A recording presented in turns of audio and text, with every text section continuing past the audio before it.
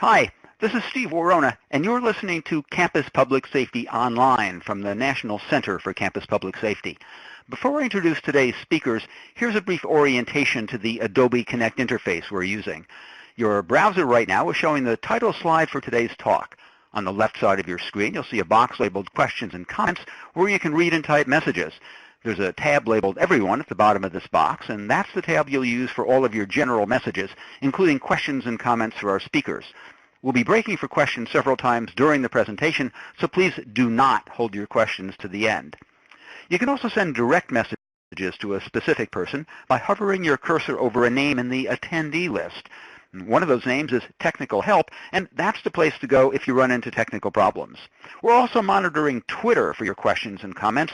Use hashtag NCCPSWebinar. If you missed part of today's conversation, or if you want to see some or all of it again, this webinar is being recorded. The link will be available shortly after the webinar on the NCCPS Webinars webpage. And watch your email for a link to a brief evaluation survey requesting your reactions and comments on today's presentation. Please take a minute to respond to that survey when the link arrives. We do appreciate your feedback. And now for today's presentation. College and university campuses are not islands. They're surrounded not by water, but by communities. And every campus faces the challenge of creating and maintaining positive and peaceful relationships with the property owners, shopkeepers, officials, and other segments of the local populace. VCU, Virginia Commonwealth University, has developed a particularly effective and successful approach to developing and nurturing community partnerships, and today we're welcoming several speakers from the VCU Police Department to tell us about what they've done. Leading today's presentation is Chief John Venuti, Assistant Vice President of Campus Safety and Chief of Police at VCU. The VCU Police Department is the largest university police department in the state of Virginia and one of the largest nationally as well. Chief Venuti previously served 26 years with the Richmond, Virginia Police Department, where, as head of the Major Crimes Unit, he supervised the investigation and prosecution of over 475 homicides in the city of Richmond. He has a degree in culinary arts from the Culinary Institute of America and a bachelor's degree in management and leadership from Bluefield College. He's a graduate of the FBI National Academy as well as FBI Leads. We'll let Chief introduce his colleagues, and so Chief John Venuti, welcome to Campus Public Safety Online. Thank you very much, Steve. I'm going to take a moment and introduce my staff here that are going to be participating in the webinar this afternoon. I have Assistant Chief of Police Christopher Proust here, who's been with the VCU Police Department for 22 years and is also an FBI National Academy graduate. I have Shauna Mell, our Performance Management Coordinator, with us, assisting. And I also have Greg Felton, our officer assigned to external relations here at VCU Police, who has a rather interesting background that I'm going to share with everyone. He actually formerly raced sailboats and worked on Wall Street for 25 years prior to coming here to the VCU Police Department about 6 years ago. So I'm going to get right into some of the dynamics here at VCU so everyone has a good understanding of what our environment looks like. We have 92 sworn officers and two fairly large campuses, an academic campus and a medical campus. We have about 6,000 residential students that actually live on campus here at VCU. So the difference between the 6,000 that live on campus and the 31,000 that live off campus is they all live in the neighborhoods and communities that surround the VCU footprint here in Richmond. And so I tell everyone, when we look back and we look at some of the success that we have seen here over the past couple of years, I attribute it to a couple of things. And I think clearly the first thing is our collaborations and partnerships, both internally and externally here at VCU, have definitely been one of the primary things that have contributed to a lot of our success. I think second and third are certainly innovation and creative solutions that we've come up to deal with problems rather than just moving forward with the standard ordinary approach. And our use of technology has been something that has really helped us really advance our mission and helping us, how do we work smarter, not harder, and better utilize all of our resources. So when I arrived to VCU in 2010, there were many issues pertaining to a lot of our external relations. And I'm going to frame the entire presentation really around a problem-oriented policing model. And in 2010, when I arrived, there were lots of barriers. And some of the barriers were no relationships with any of the off-campus neighborhoods, no accountability for students for off-campus conduct. There was either very poor or no documentation at all of all the action that was being taken by the police departments, both ourselves and our partners in Richmond, when responding to issues in neighborhoods. There was repeated uncoordinated responses, often to many of the same locations that we were not tracking and were not aware of. There were poor relationships with surrounding communities, and that was mainly due to a lack of responsiveness from VCU as an institution and VCU Police as part of that institution. There was a strong perception that VCU was not doing anything to control off-campus conduct, and that always raises the issue of what is the institution's responsibility when students aren't living off campus and they are in surrounding neighborhoods and communities. Truly, what is our responsibility? Are we responsible for everything that those students do? And every year, we knew at move-out time, there were issues with furniture being dumped, garbage being dumped, and putting all of this stuff in neighboring communities so that the neighborhoods would actually have to deal with it. And that was one of those issues that in my mind was really reoccurring. We know that leases expire every single year at the same time, and we weren't taking any action to try and mitigate a problem that we knew that was going to reoccur. So we're going to go through some of the solutions that we've really put to some of these barriers from a problem-oriented policing model, and we're going to discuss some of the strategies that we implemented, like the police department beginning to attend all of the surrounding community meetings here at VCU on a regular basis, and how has that benefited us. We're going to talk about why we formed a multidisciplinary team called the Neighborhood Team. And for those of you in higher education, multidisciplinary teams work very, very well in higher education, and how we proactively brought other entities of VCU together, like student affairs, to really help us navigate and mitigate some of the issues and problems that we were having. We're going to talk about the strong process that we implemented with documentation and really keeping track of what happens when we respond to these locations, and how that has led to extremely high levels of accountability. We're going to talk about our focus on problem locations and our strategy. What do we do when we have several contacts where we're trying to modify people's behavior and they don't listen to us, and we have kind of an escalating kind of process to deal with that. We're also going to talk about why we decided to create and dedicate one sworn officer level position to nothing but external relationships and being responsive to the communities and neighborhoods that surround VCU. And we're going to talk about how we began proactively using innovation and creativity to address a lot of the barriers that existed in 2010. And so now I'm going to turn it over to Assistant Chief Chris Pruce. Hello, everybody, and welcome to the crowd we have. As the chief stated, my name is Chris Pruce, and I've been here approximately 22 years at VCU. So I've been tasked with talking about the old way we were doing things and essentially what was wrong with that.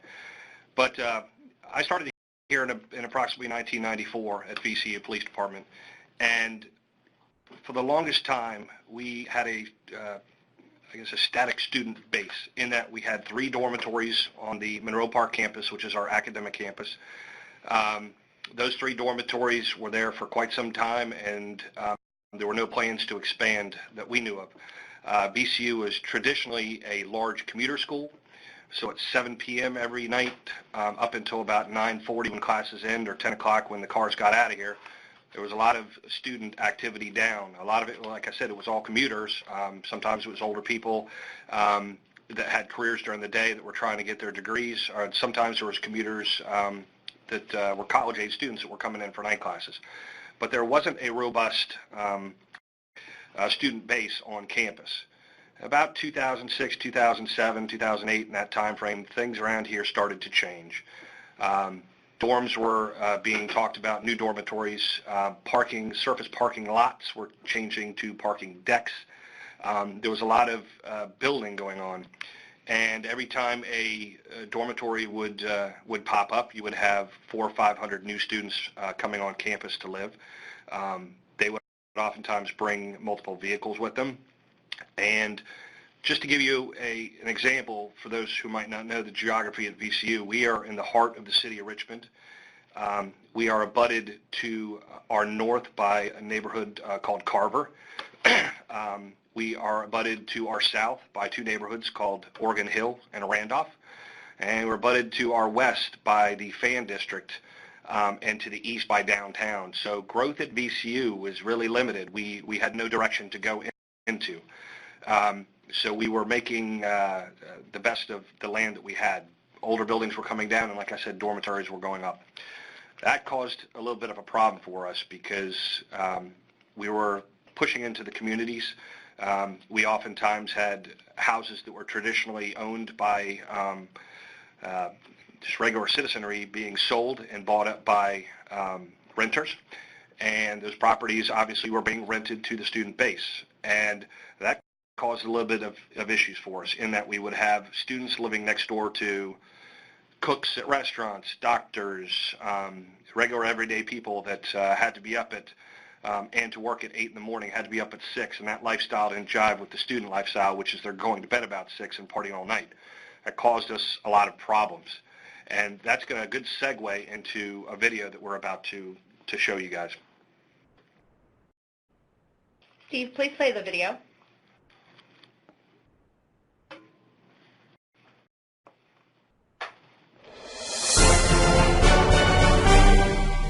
A friend who used to live here was taken aback at the growth of Virginia Commonwealth University. Not without admiration, he called it the school that swallowed Richmond. VCU's rapid expansion comes with many benefits, including a more vibrant and attractive downtown. But the people who live on the ever-shrinking margins of this urban university fight a constant battle to maintain the integrity of their neighborhoods. Historically, the Fan, Oregon Hill, and Carver have borne the brunt of VCU's expansion. All have become bedroom communities of the college, struggling with various levels of success to preserve their personality. Randolph, separated from VCU by the downtown expressway, seemed to have a natural barrier against university expansion. But during the last several years, VCU students have taken up residence in this mixed-income community. It is not a comfortable fit.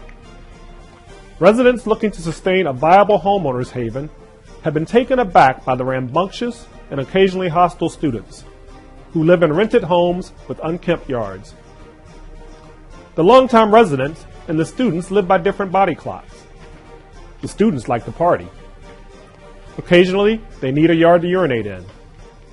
Randolph residents aren't thrilled at becoming VCU South or a literal watering hole. What all this comes down to is respect. The students must not bring entitlement into these communities, which existed long before their arrival, and will have to pick up the empties when the revelers are gone. If the students don't learn when to say when, VCU will end up with the hangover and a bad reputation. Michael Paul Williams, Richmond Times-Dispatch, and TimesDispatch.com. Okay, welcome back, everybody. As you could hear from that video, I hope you all were able to hear that video okay. I had just started a new position, and the chief had just come to VCU about the time that meeting had transpired. I think it was just a few months into his tenure here at VCU. And I can tell you that the meeting was very interesting. There was a lot of anger towards VCU. It was kind of pitchforks and torches, to be honest with you, and there was not a lot of love shown towards VCU. We were the enemy at that point. And the chief and I had a discussion after that meeting had concluded as we were leaving, and it was obvious that we had a lot of work to do, and it was obvious as a department we had a lot to do better. Things were fairly attributed to VCU, and things were at some points unfairly attributed to VCU, and it was clear that we were going to be held to a higher standard. We have businesses here in Richmond, such as Philip Morris makes cigarettes, and Capital One, a credit card. If there's things that go on in the neighborhoods that are attributed to employees there, they don't reach out to those businesses, but they surely refer back to VCU very quickly. And a lot of times things that happened in the neighborhoods were unfairly attributed to VCU when there was no tie to VCU. But it was clear that we had a lot of work to do, and we had to do much better. One of the things we pointed out that we were having low attendance to the neighborhood meetings, and I alluded to many different to neighborhood meetings that we were having in neighborhoods that are around us earlier. That was just one meeting, but the temperature on all of them was pretty much the same. And the failed model that we were using, which for attendance-wise was if we had enough units on the street that night, whoever the commander on duty was would look throughout the read-off room and point to that person and said, hey, I need you to go over to Oregon Hill, or hey, I need you to go to the Fan, and would send units just to attend. And at this point, I think we're going to take a short break for questions. Okay, thanks. We are listening to Chief John Venuti and his staff from Virginia Commonwealth University talking about managing external relations and off-campus conduct. If you have questions or comments for the Chief and his staff, type them into that chat area on the left side of your screen, and we will present them during some planned breaks we have. Chief, when you said that one of your approaches was to assign a staff person to attend all community meetings, the first thing that struck me was, gee, what if you've got a small school in a large metropolitan area? How do you do that? Well, one of the things I began doing when I got here was I began attending all of those meetings myself to begin to establish those relationships. I can't underestimate the value of sending people, consistently sending the same person to those meetings.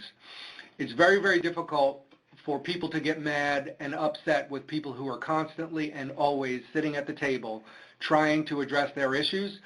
And we went from a model of where we really weren't doing anything to resolve the issues to all of a sudden being the people sitting at the table who were really, honestly, sincerely trying to help resolve the issues. And that really was a game changer for us, that level of commitment. Carl Metzger wonders, what was the relationship like between the Richmond Police Department and the City of Richmond and VCU? Well, again, I formerly came from the Richmond Police Department, so obviously when I came here to VCU, we have a great working relationship. I deal with a lot of my peers in the Richmond Police Department, so I think coming from the Richmond Police Department to the VCU Police Department has really enhanced our relationship.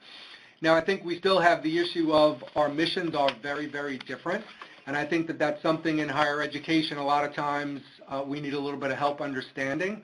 I want to be sure that we're keeping this campus safe, and whatever we can do to partner with Richmond to enhance that, we're open to doing. So we're fortunate that we do have a very good working relationship. I'll only squeeze in one more question during this break. Clark Hansen wonders, how do you address off-campus jurisdiction and information sharing with surrounding law enforcement agencies? Well, we have lots of collaboration. The Richmond Police Department has some people assigned to handle a lot of issues in some of the neighborhoods. So Officer Felton works very, very closely with those individuals. And that was one of the issues that I alluded to earlier, was that lack of coordination. So now when Richmond responds to a location, we're aware of it. And if we respond to that very, very same location, we're looking at it as two law enforcement responses, not one and one that you're not aware of. So I think coordination is the key piece, and we're going to talk in a little bit how we've really raised the level of accountability. And I think that that's key, because I think the old model where we just respond, knock on the door, and tell people to turn down the music, that's a very, very ineffective model to use in a police department. Thanks, Chief. Keep those questions coming in. We won't lose them. We'll get to as many of them as we can. We've got at least a couple more breaks planned, but in the meantime, Chief, I'll let you folks get back to your presentation. All right, this is Chris Bruce again. I'm going to pick up where I left and get into the slide we have. But if you can go back, we were working a very inefficient model where the beat units were showing up, and they were showing up to the calls in the neighborhood meetings, and there was very little follow-up, very little documentation, and frankly, the neighborhoods at that time were simply happy to have a body with a uniform on it attending. The bar was really, really low. But again, after those meetings, we knew we had to do a lot more. The chief got together with some other disciplines within the university, as you can see on the screen, and really felt that we needed to work in a collaborative manner, and that's a word we use a lot around here, with internal people within the university. So we started our first version of the VCU neighborhood team, which had the community engagement. Of course, it was the police department. We had student government who deals with discipline. We had student government, we had student affairs who deals with discipline and judicial processes at VCU internally. We had public affairs, and we had the Office of Sustainability. And that was the birth of our neighborhood team. Now, I can tell you, when this was in its infancy, and one of the first things we were trying to do is establish really good neighbor habits. We were trying to get into the neighborhoods themselves and, for lack of a better term, teach the kids to be better neighbors. Putting out leaflets. We were getting student government to have volunteers that go door to door and talk about just the basics, introducing yourselves to your neighbors, and if you're having an event at your house, just going and letting your neighbors know, giving them your phone number so they can call you instead of calling the police. Get that communication going. It helped, but it didn't have a whole lot of effect. We had good intentions, but it wasn't quite what we wanted. The next thing we started doing is started reaching out to the landlords, and at that time, that was my position, but that was divvied up with some other time I had on other projects. That was not my sole responsibility, so I would focus on it when I could, and I'd reach out to the landlords, and I will tell you that a lot of times the response I got was not that great. Sometimes we were out of our jurisdictions, other times we weren't. A lot of times with the landlords, I would get the response of their kids, what do you want us to do? This is just, it's going to happen every year, and this is just the way it is. We weren't getting a whole lot of buy-in from them. So at that point, what we did is we partnered with our Commonwealth Attorney's Office, and again, we were trying to get a little more teeth into this issue.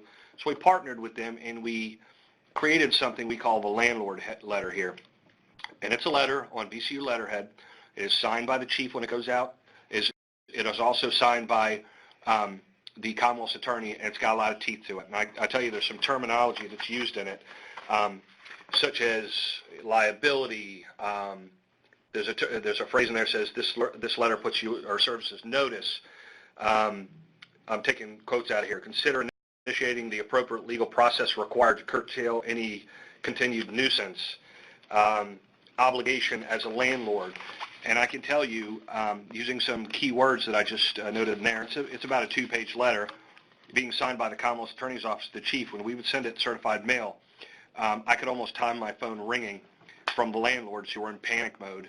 I got landlords asking me, what do you want me to do? I'll kick them out today, or what can I do to work with you? But it clearly had an effect that we weren't getting before, and it was a big help. One of the tactics I would ask them to do, and it worked almost 99% of the time, and I would ask them if the mom and dad is a cosigner. They oftentimes were, and I would suggest to the landlord that it might be a good idea to let mom and dad know what was going on, because in the landlord letter we would detail the events. That had a great effect too.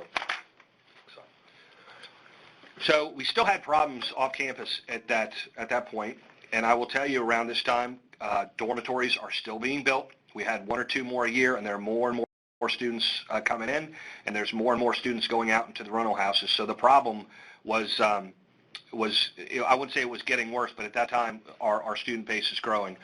The chief really felt at that point that we had to expand our focus on this mission, and he felt that it was the time to dedicate a person solely to the project of working with the landlords and working with the communities, and that's how we have the birth of Greg Felton, and I'm going to turn it over to him at this point. Thanks, Chief. As the Chief just said, we still had some problems. Why? Was it lack of effort? No, we were making an effort to address the problems. Was it lack of good intentions? No, our intentions were perfectly fine. What we didn't have is we didn't have continuity. We weren't documenting our visits, and we weren't sharing that documentation with the police department in the city of Richmond, and they weren't sharing their information with us. Set the table one more time. About 32,000 students here, about 25,000 of them living directly in this footprint area that we call VCU, surrounded by 5 different communities. Our department had been attending, as both chiefs had already spoken about, we had tried to be involved and active in the surrounding communities and their community meetings. But it was sort of a jump ball situation, and meaning when we had an opportunity or when there was an officer that was available, we would send those officers to those meetings. That all changed. Once we made that commitment and once we determined that that was going to be a focus, and that's where I came in, we attended all of the meetings. The payoff there was pretty great, but I just want to kind of explain, we had a neighborhood team, but we weren't really coordinating that with the surrounding communities. What we needed to do, we needed to build some external relations, and that was both with the communities and, as was mentioned in an earlier question, with the surrounding police departments. We would show up consistently, there'd be continuity, and there would also be documentation. And the documentation we're going to come back to in just a moment, but we've completely changed our model. For us, we go to the life cycle of our process, and that basically, and this is what really changed for us.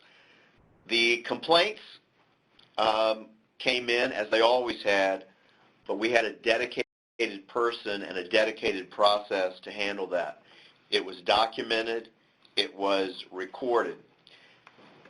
The people who were the subjects of those complaints, whether they were students, residents, or a combination of the two, those folks were addressed, and that issue was addressed.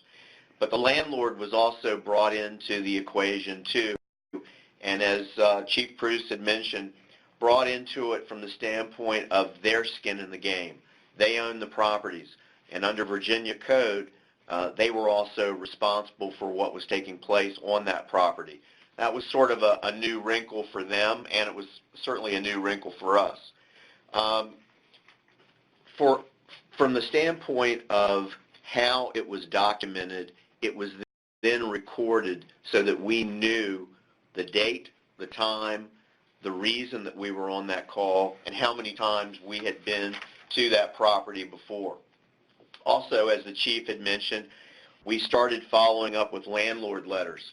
Now, you're going to see some numbers up here, and numbers are really important. I work for 2 chiefs that like to have everything documented and use numbers, and there's going to be a reason I mention that when we get down to our total complaints. But on the landlord letters, you're going to see that we started off with 31 in 2012 and 13. And that was a process for them and for us from the standpoint of really building some relationships with those landlords and also getting them to understand their shared liability in this whole process. You see that number dropped considerably the following year and dropped even more in 2014 and 2015. Again, there is a reason for that, and that reason is real buy-in from those landlords and a shared responsibility, and actually an approach that we were able to cultivate where they actually worked with us on tending to behavior. Now the next slide is going to be where I make the comment about numbers can be helpful sometimes. They don't always tell the whole story. When you look at the numbers of 12 and 13 of 166 complaints, following year 186, and last year we had over 200. The actual number was 205. If you look at those numbers just on the surface, you would probably conclude that we had a bigger problem, or at least our problem was growing. And I would submit that this is one of those times where you really want to drill down and look at the numbers maybe a little deeper and go back and ask why. I think what you had in 2012 and 2013 with 166 is I think you had capitulation with the neighborhoods where people weren't calling the police because they felt like their voices weren't being heard and nothing was being done. I would submit to you that number was well above 166, probably double that from the standpoint of complaints.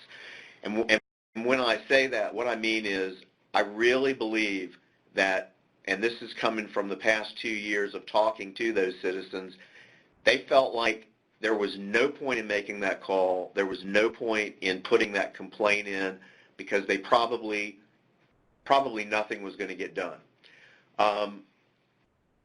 What changed for us was documentation.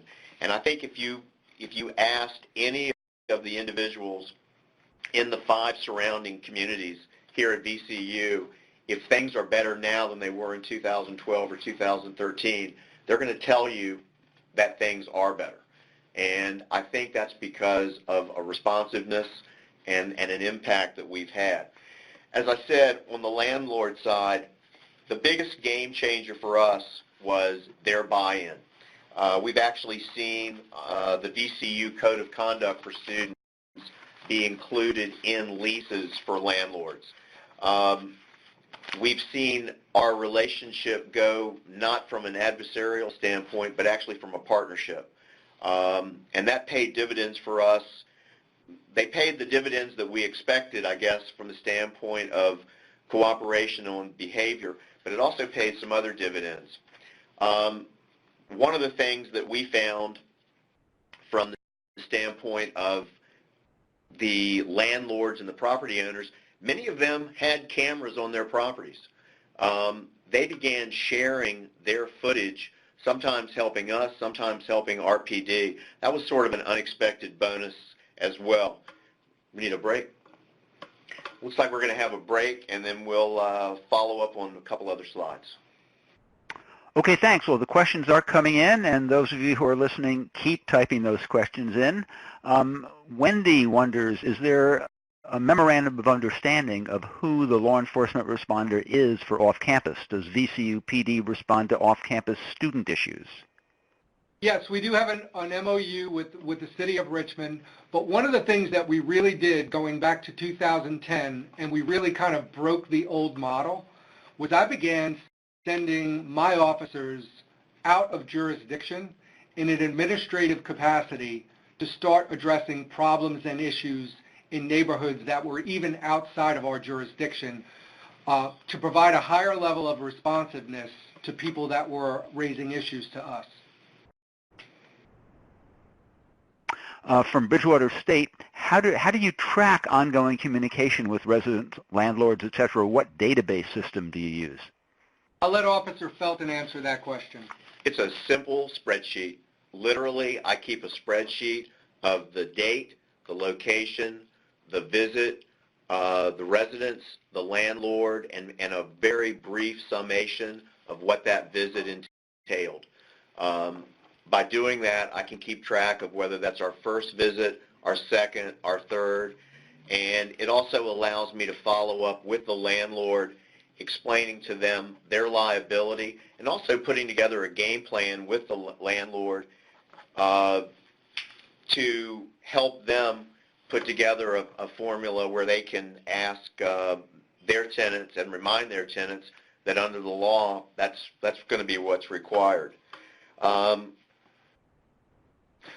The other part of the process that we use is we have just a standard sheet that all of our officers will fill out if they respond to a noise complaint or a party as part of their normal duties. That information is forwarded to Felton, and we actually follow up on every single noise and party complaint that we receive. So we have an initial response from the officers, and that's more or less damage control, taking care of that situation and whatever may be going on at that point.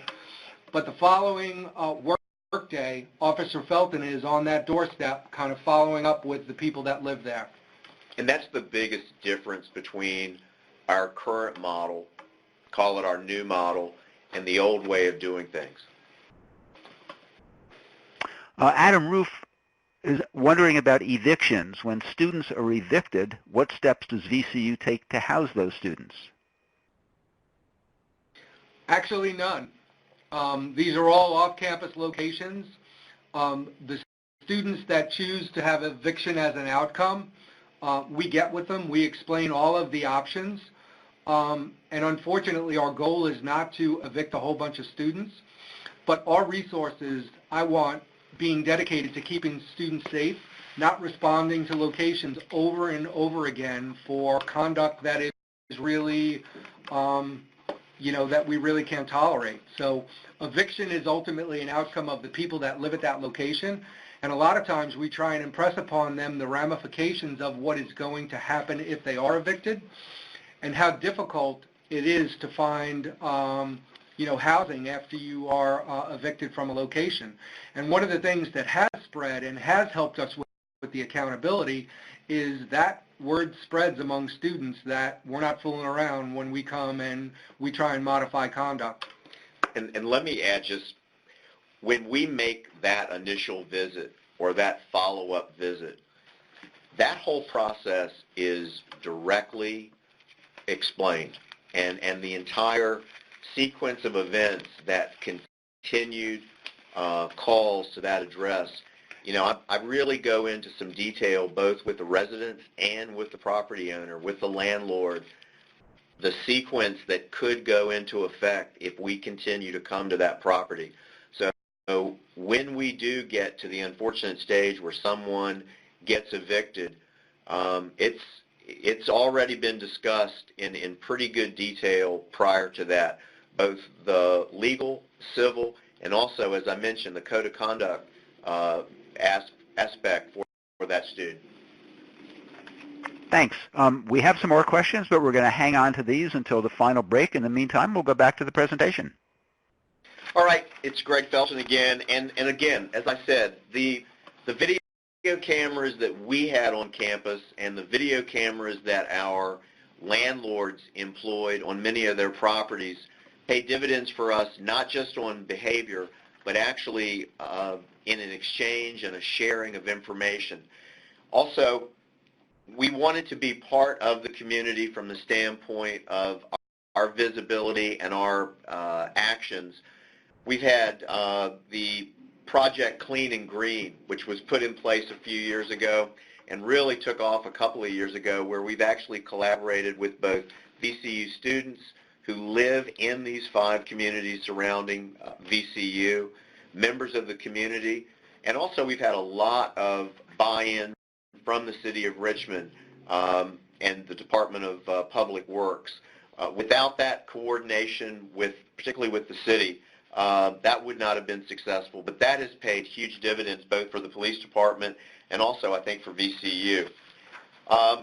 We had mentioned, and the chief had talked about innovations in technology as far as what we are doing, enhancing our community relations.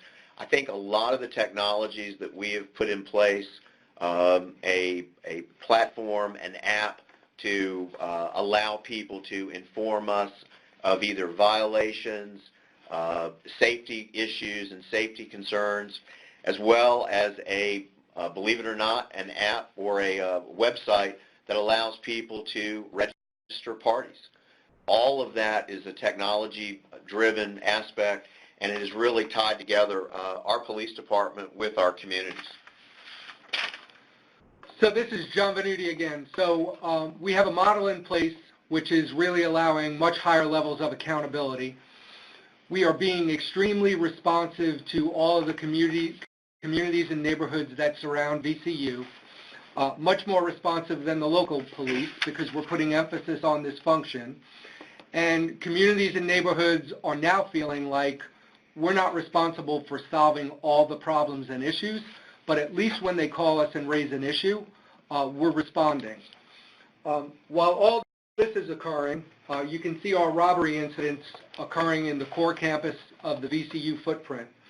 We're seeing dramatic drops in robbery of our students and robbery of people in our VCU footprint due to our high visibility deployment and the way that we begin strategically deploying all of our officers. So now we're more responsive. We are making VCU a much safer place, and everyone is aware of that.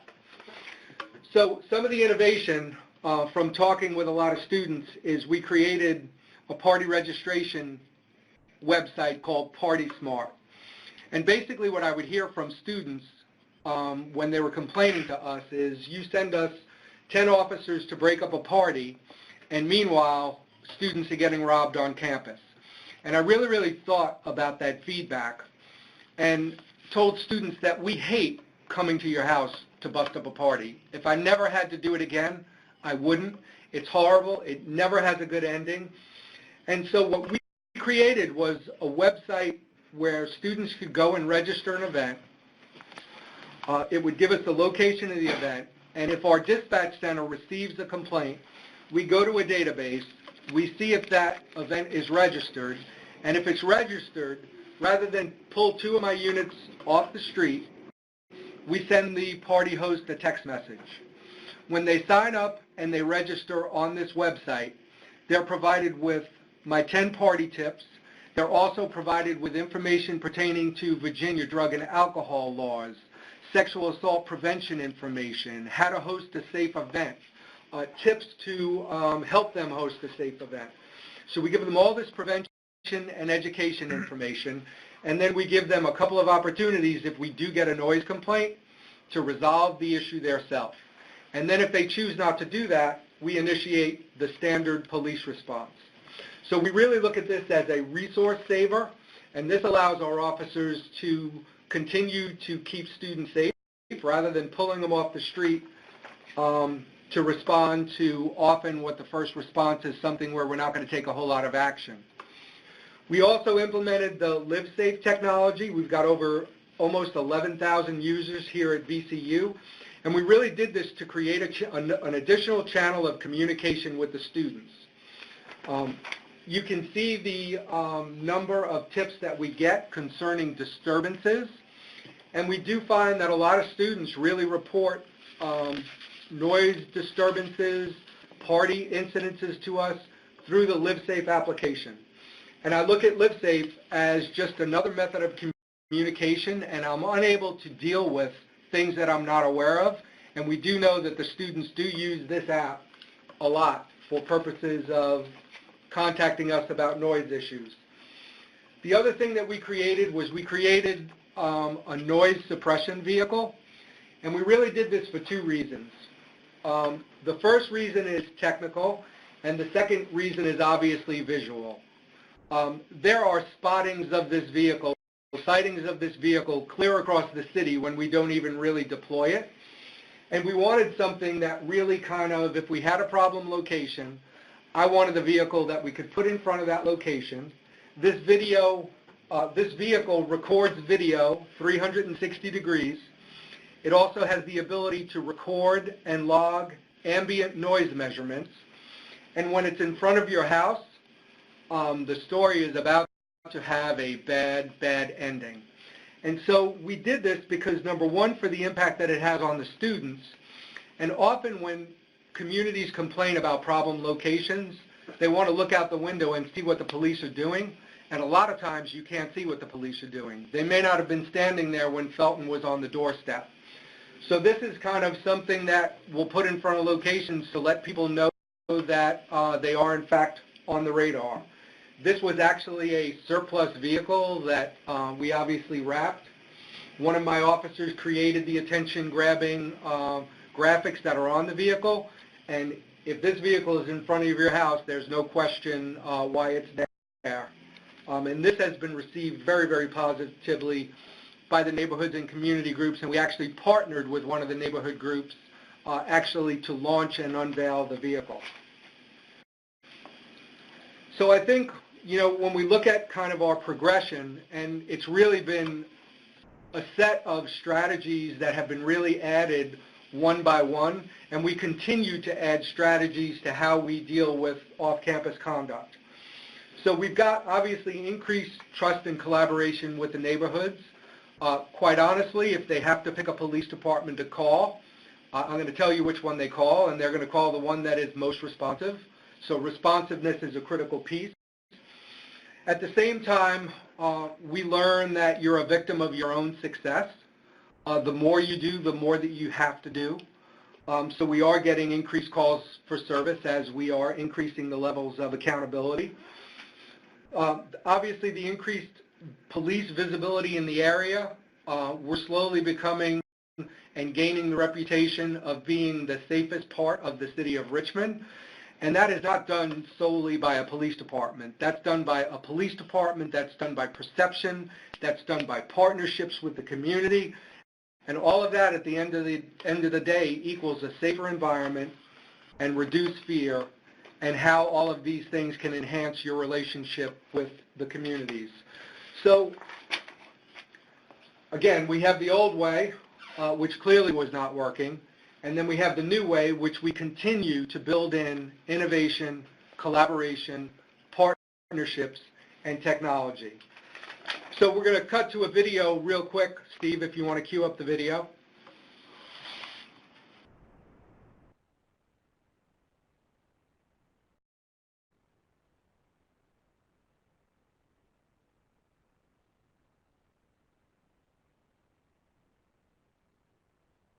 3 to 4 years ago, VCU and Carver relationship was like a start, a kickoff for the neighborhood. We came together and we brought issues that affected the community. We did some great things like we do Paint the Town Green with VCU, community services. We also had a relationship with the police department. They come to all our CASEL meetings, but we do accept in the community as VCU being our partners. We include VCU in everything we do, and we expect them to include us in everything that they do. The police department is more involved than it was 3 years ago. So if I call for something or response, I will call VCU first. 4 years ago, it was infinitely better than it was 14 years ago. Okay, after sort of having made some progress up to about 4 years ago, definitely we saw a change in outreach and community involvement by, well, our personal liaison on West Gray Street is Greg Felton, and so we've definitely seen more action with student misbehavior in the neighborhood. Those actions are quick and the responses are appropriate. It doesn't just benefit us as a neighborhood, but I hope that at some point parents will understand that we're not out to keep their kids from having a good time. VCU Police Department is not out to keep their kids from having a good time, but there's, there are limits to bad behavior, and those issues are addressed immediately now. My name is Lynette Richardson, and I reside in the Randolph area. I have lived in Randolph about 20 plus years. I think that it is positive. I think that they are consistently trying to improve the relationships between the students and the residents. It's kind of a difficult task because it's always a turnover with the students. They may stay a semester or a full year. Then you get a new crowd that comes in that has never been on their own, and so they're like this new wonderful experience of being on their own, just not really understanding that this is a neighborhood. It's not a campus, it's not a frat house. It is a neighborhood of families and working people.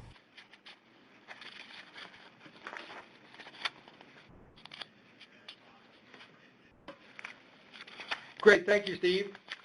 So we have what we believe is a transferable model.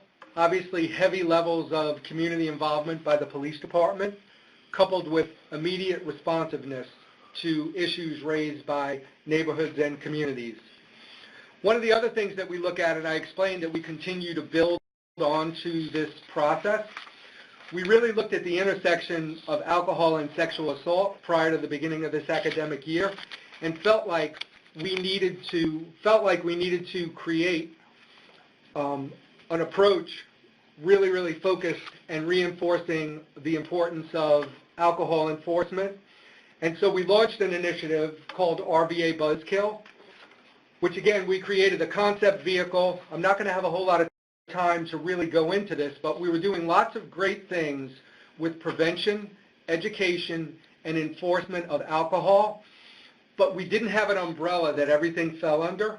So we launched the RVA Buzzkill initiative, as the umbrella that encompasses everything that we're doing to deal with alcohol-related violations, to include off-campus conduct and noise complaint. So thank you, Steve. Okay, we have some questions that we can catch up on now. Margaret Hahn wonders, do you have data on how many incidents are connected to alcohol and other drug use? We actually keep track of every single visit, every single report number in that spreadsheet. So yes, if it's alcohol related, if it's drug related, a combination of the two, only noise, it's going to get broken down in that report, and all of that is shared with not just the residents in my conversation with them, it's shared with the landowner, the property owner, and as the chief said earlier, most of the time there are co-signers. It's often shared with the co-signers as well, especially if there are arrests there. From Pete Bergenholtz, what does the VCU Student Code of Conduct say about off-campus behavior? Is this conveyed to the students during orientation? It's actually conveyed to them, and they actually sign a document stating that they've read it and understand. And it is not limited just to the immediate campus. If you are a VCU student, you are under the Code of Conduct. And as I said before, we've had some good success getting some of the landlords and property owners to actually amend their leases and note that if you are a VCU student, you do fall under the Code of Conduct. So yes, it applies to them whether they live directly on campus or in one of the surrounding 5 communities. Dilnavas Kama wonders, why do students register their parties? How do you get their buy-in? Well, again, we heavily promote it, and we really, advocate. We really kind of tell the students that if we do get a noise complaint, you want a text message, not a police officer. A lot of people, when we launched Party Smart, a lot of people said, well, you're encouraging underage drinking. And we're absolutely not encouraging underage alcohol possession. If we get a complaint from a registered location that alleges drug complaints, underage alcohol consumption, we're responding. We're not sending a text message. So the deal is it strictly applies to noise complaints. But the motivation for the students, and like I tell students all the time, my number one party tip is if you're going to have a party, don't have it at your house. And you want your neighbors to call you if you're causing a disturbance. You don't want your neighbors to call the police department, because when we come, we're going to take whatever action is necessary. And just to follow up, it's a great question, but if you think about it, do you really want to take a police officer off the street to walk up to a door, knock on a door, and ask them to turn their music down? It's a much more effective use of our time and our resources. And the harder sell was actually in some of the communities, because some people would tell me when I'd go to a community meeting, when I call a police officer about a noise complaint, I expect to see a police officer show up. And my response is, in all due respect, what you want is you want that noise complaint to go away. And this is an effective tool for us. So the buy-in is coming on all parties. You mentioned officer outreach after a reported complaint. Do these complaints result in official campus conduct action as well? They can. It really is going to depend on the severity of the complaint and the details involving the complaint. But it absolutely can go to student conduct, and there can be ramifications academically there. And as we talked about before, there can be a criminal impact if there are arrests. There can be civil impact from the property owner, even without arrest, depending on the number of visits and the number of complaints. And as we just talked about, there can actually be a follow-up academically as well.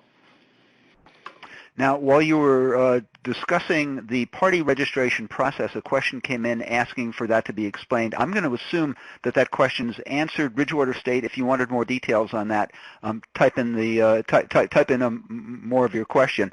But in the meantime, a question about property management companies. Do the property management companies have people that support tenant lease violation, like night managers or private security? And more detail, how do you deal with these property management companies? I think the best way to answer that question is we deal directly with them. Part of that is building a relationship with them where we know, I know practically all of the property managers around here. There are about 240 different property managers in and around our footprint.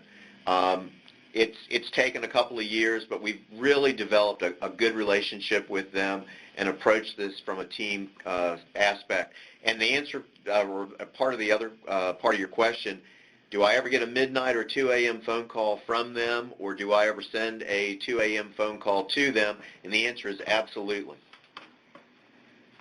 As more and more reports start coming into the LiveSafe or LiveSafe app, do you find the need to add more officers?